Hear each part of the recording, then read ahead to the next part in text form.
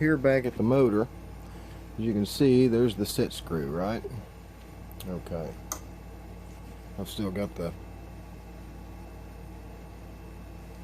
vice grips on the back of it. Keeps it weighted down. But anyway, this is a 3/8 set screw in length. It's quarter 28 thread, 3/8 in length. And whenever I tapped the hole, I had to use the little ignition wrench, and I just pushed on the top of the tap and just turned the wrench to get everything started, and just worked it down with that. Took a little while, but it works.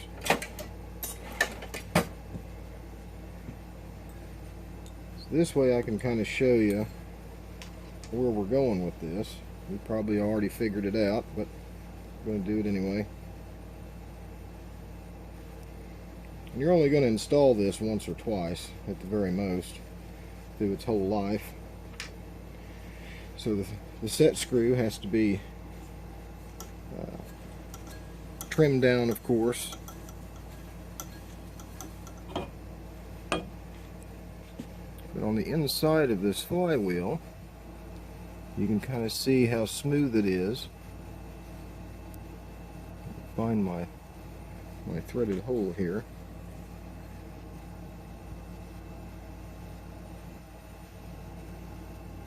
There it is. You can kind of see it. So it's basically in the middle-ish of that smooth portion. Well, that smooth portion is this right here. So this is what you have to grind a flat on. So of course the best way to do it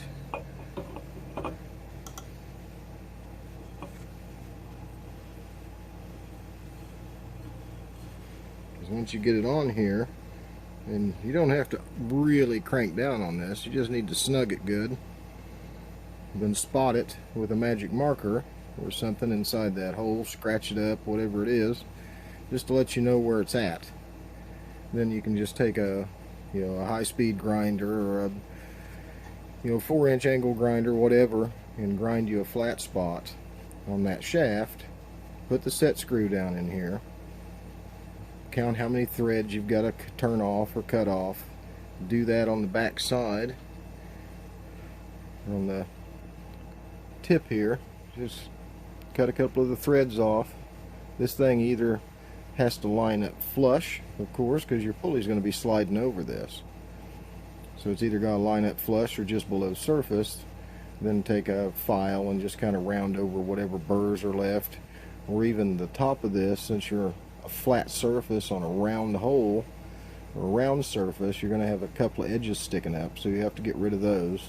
But once the pulley slides on, then you rotate this thing 180 degrees, and on the pulley side you'll put a little indentation right here, and that's where you'll put the other set screw. So they'll be 180 degrees apart from each other, and that's what locks the pulley onto this flywheel. And the flywheel will be locked onto the motor shaft so it doesn't back off, and you'll be set. Okay, well, I've got the main pulley, the cast iron pulley here, mounted back up. And you remember, I had to mark these. Like 1 there, 2, and 3 all had shims in it, so I put them back in. Of course, it doesn't always go back in the exact same way it come out. And it got pretty close. I got it within 1/1000th. So I'm pretty happy with that. I did get this portion of it cut, so I got the back piece cut off. I used the horizontal bandsaw for that. Of course, it's messy, but no big deal. Better than hacksawing.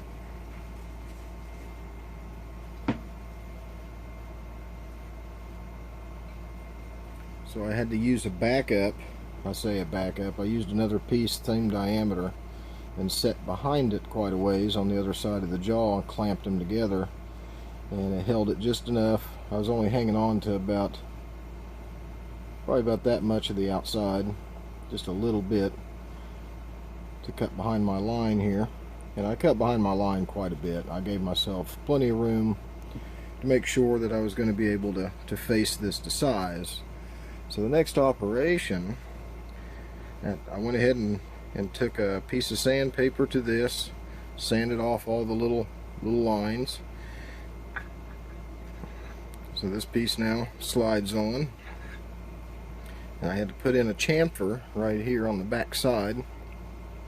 This is actually the front of the pulley, but for our first little go around here, it's going to be the back side.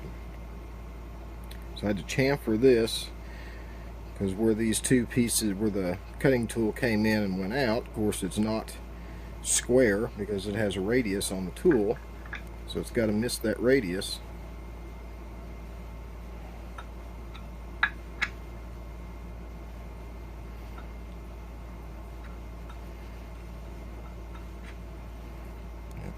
May have got some goo in there. It's a tight fit.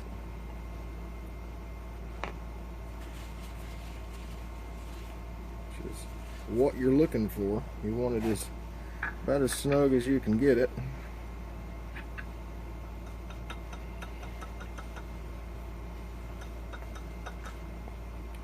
So that's pushed up against the pulley there.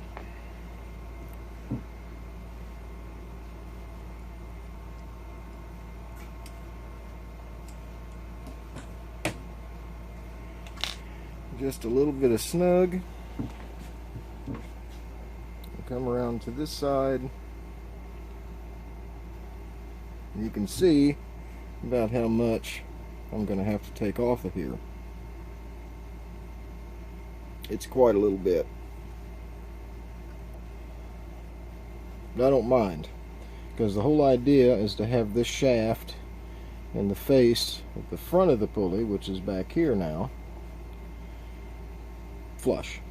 So you just want it flushed over, and there'll be just enough material left over right here to put in a V-groove for a 1/2-inch V-belt.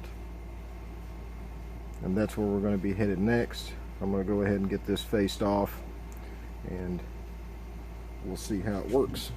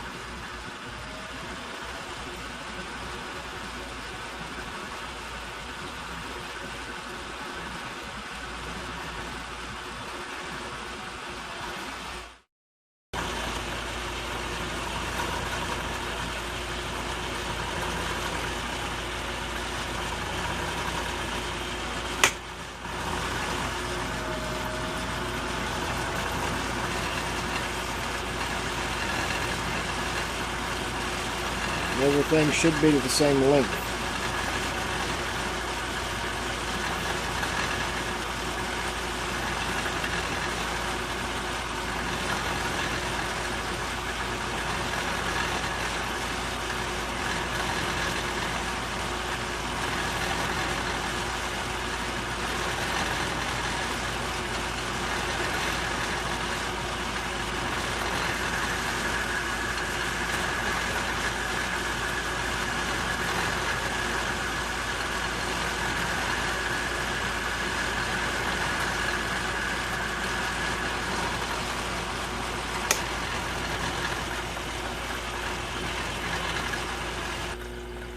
Now I'm going to take about 10 thousandths off the outside just to true it up. It may take a little more.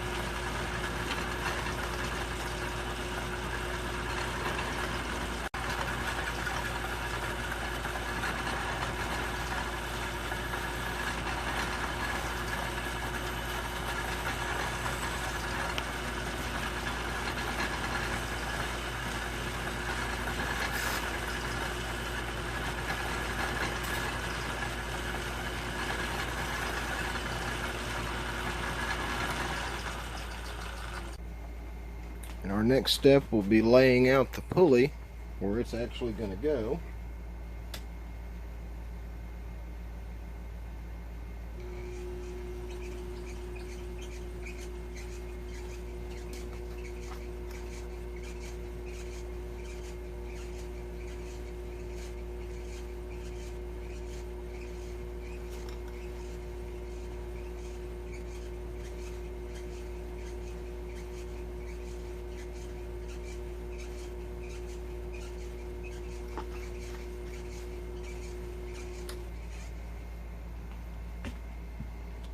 And the rest of it should be pretty easy.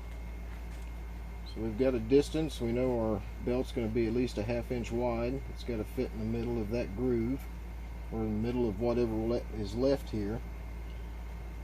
Then it's 9/16 down. It should be 19 degrees angle on each side, I believe. And we'll do that with the parting tool. So we'll do this side first, flip the pulley over, do the other side, and we'll just basically cut the angle to the lines that we scribe onto this, and we should be good to go.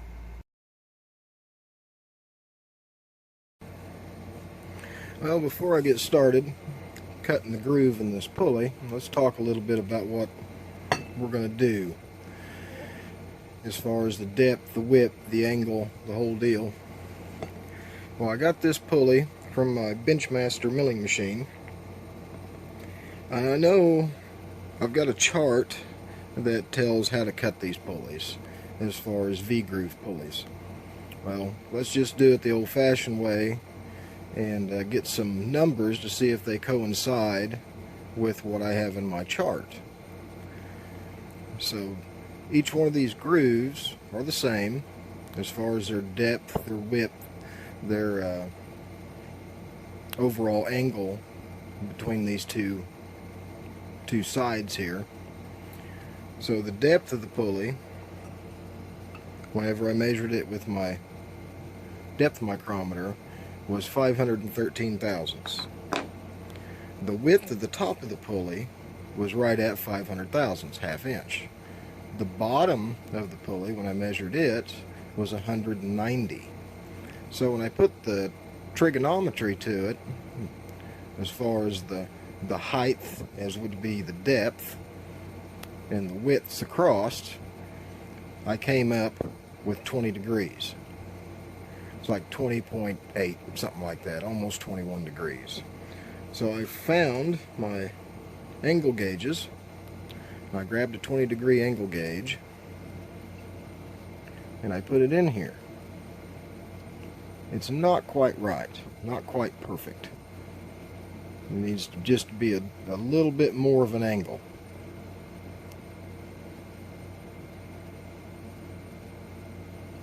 So I went back to my literature and looked up 1/2 inch V-belt pulleys, and I found that the depth was pretty close.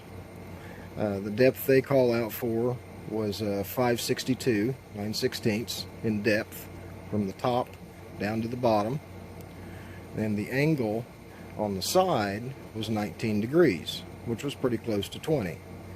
The width on top was 1/2 inch, and they didn't give a width on the bottom, because I figure whenever you cut it, that's what you're going to wind up with.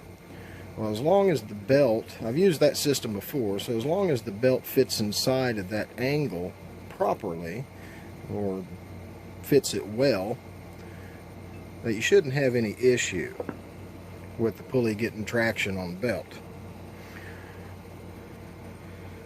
And I went back and even double checked the diameter of this to the diameter of the inside, and it comes up a 1/2 inch as well. So I'm going to make it like my literature says. I'm going to go for 562 in depth. I'm going to make the top 1/2 of an inch, and I'm going to cut it at that 19-degree angle down both sides.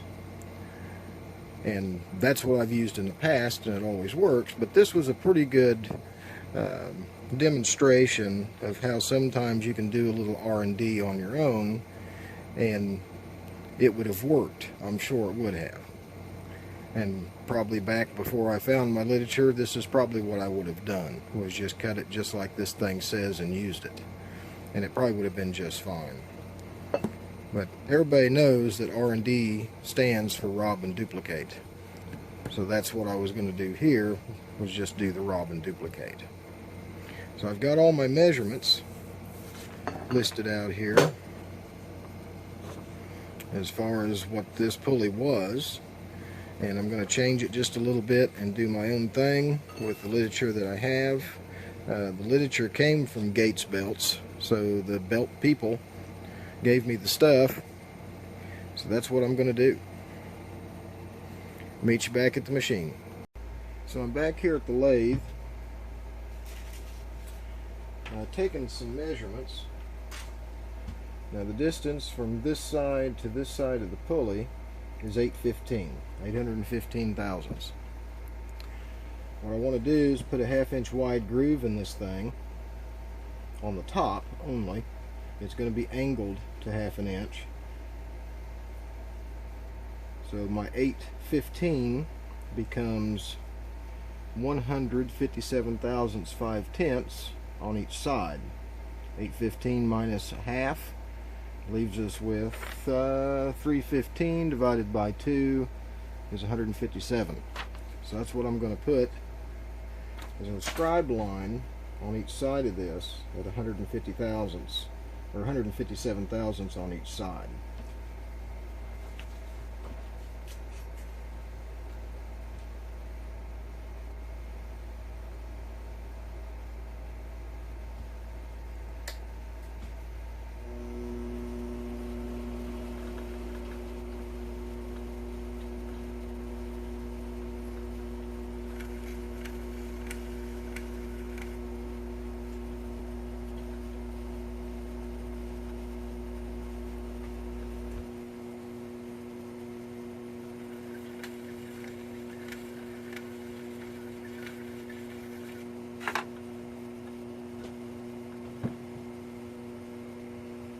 There's my 2 scribe lines. That leaves me 157 thousandths on each side of my pulley. Now I want to put one right in the middle.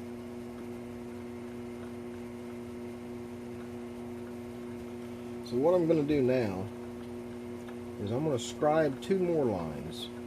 And this is going to be the width that I'm going to take out of the middle, as in depth.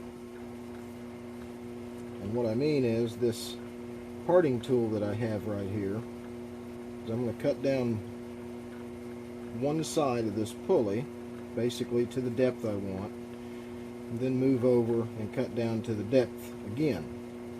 And I may have to do that back and forth depending on how well this thing parts.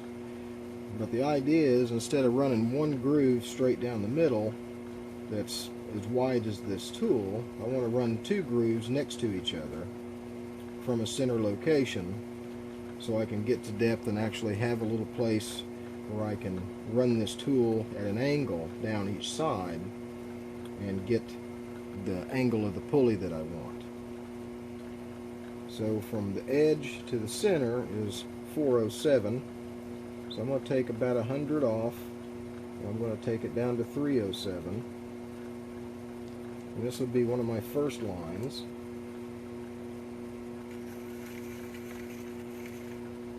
Then I'm going to go to 507.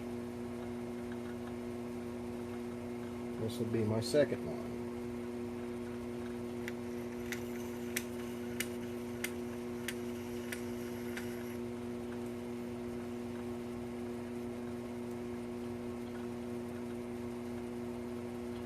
I'm going to put one at 407 so I can see where the center is. So there's the center right there. So I'm going to go to each line. Basically the line would be here, my cutting edge would be right up next to that line, and cut 2 parallel grooves right there. So I've got the noisemaker set up, so I've got it in back gears. I'm getting ready to go ahead and cut one of these this side is as far as the groove is concerned, and I'm going to cut it to a depth of 562, which is about 9/16, or right at 9/16. So I've got to set a 0, and then I'll go ahead and cut it.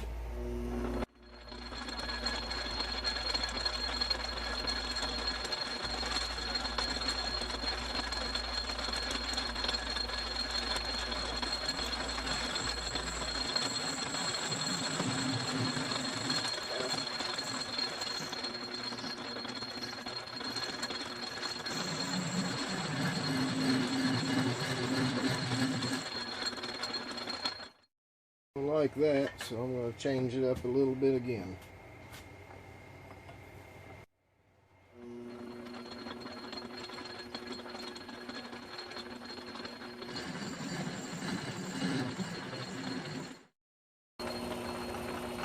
Alrighty. I must have too much tool sticking out.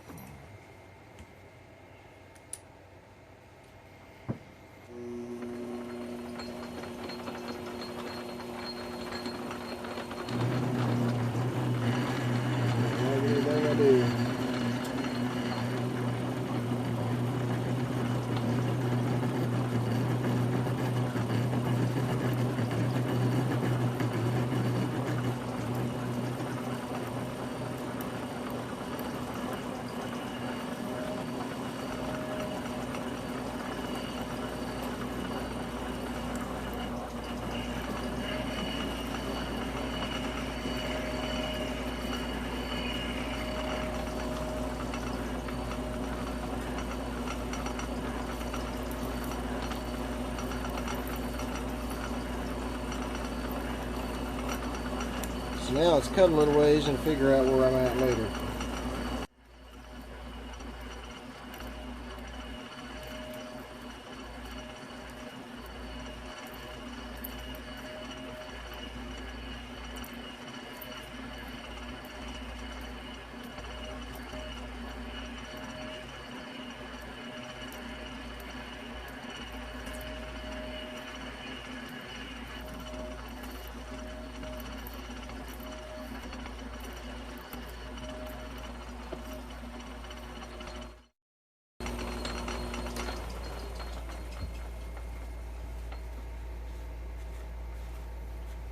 Let's see how deep it's going.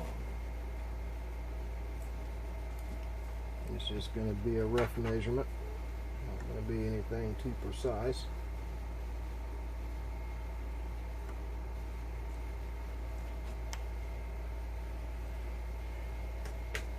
So not quite 200 thousandths. So I'm going to go ahead and move over to my other location and see if I can get a better read on the situation here.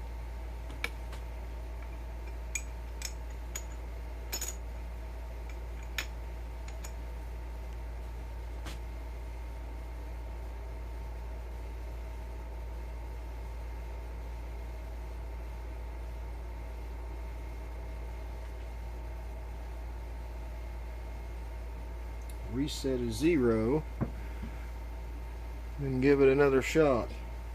Hopefully it comes out a little better.